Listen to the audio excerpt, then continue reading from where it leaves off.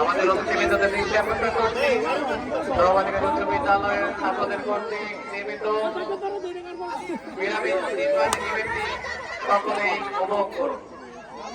পিরামিডের সর্বোচ্চ শিখরে স্বাধীন বাংলাদেশের পতাকা উঠছে। আমরা করতালির মধ্য দিয়ে স্বাধীন বাংলাদেশের বিজয়কে চির অম্লান ও স্মরণীয় রাখার চেষ্টা করে। অতিথিবৃন্দদেরকে সভা প্রদর্শন করছেন পিরামিডের শিখরে থাকা আবু তালেব। অতিথিবৃন্দ সভা গ্রহণ করেছেন।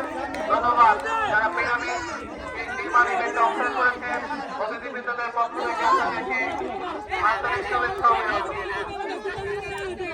মাঠের সাজসজ্জা নষ্ট না করার জন্য সকলকে বলা হচ্ছে।